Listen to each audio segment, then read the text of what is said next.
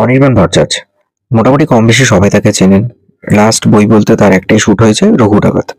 এবং অনির্বাণ ভট্টাচার্য একটা কথা বলেছে যে তার হাতে কাজ নেই। এটা নিয়ে বেশ কয়েক মাস আগে তিনি বলেও ছিলেন মিডিয়ার সামনে যে তার কাজ নেই, তাকে বিভিন্ন জায়গা থেকে সরিয়ে দেওয়া হচ্ছে।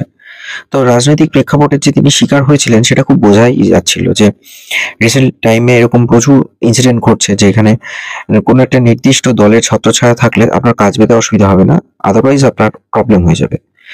এবার সেখানে আপনি যদি আন্দোলনে নামেন, মুখ খোলেন, তাহলে তো হয়েই গেল।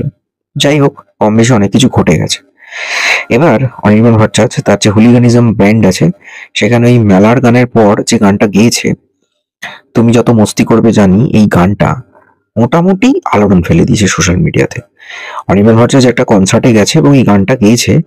সেখানে তিন ঘোষ, কুণাল, শতরূপ, দিলীপ তিনজনকে যেভাবে উত্তম মধ্যম দিয়েছে, একেবারে মানে মজার ছলে হয়তো তিনি গানটা গেয়েছেন, কিন্তু সেখানে অনেক কিছু বোঝাতে চেয়েছেন। এইগুলো অনেকে নিতে পারেনি। এক একজন আসছেন, তারা প্রতিবেদন দিচ্ছেন, তার কাউন্টার অ্যাটাক দিচ্ছেন। সেটা তিন ঘোষবাবুর মতো দুই ঘোষবাবু করে ফেলেছেন। একজন হয়তো খুবই ক্ষিপ্ত হয়ে গেছেন, লাল দলের কেউ একজন, বিপ্লবী দলের, সরি। তো ব্যাপারটাকে এন্টারটেনমেন্ট হিসেবে নিয়ে নেওয়া ভালো নাকি? এবার যত যাই হোক, তিন ঘোষবাবুকে ডাইরেক্ট অ্যাটাক করেছে বলে কথা, ডাইরেক্ট কথা শুনিয়ে দিয়েছে।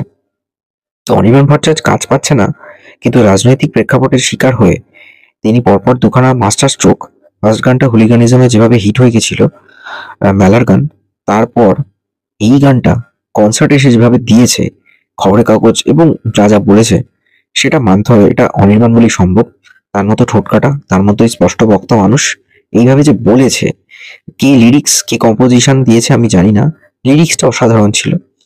এবং সেখানে যেভাবে এই কথাগুলো বলা হয়েছে, গান বাজনা করতে গেছে এসব কথা বললে রেগে যাবে কে? রেগে যাবে কে? রেগে যাবে কুণাল ঘোষ। দাদা খুবই রোমান্টিক,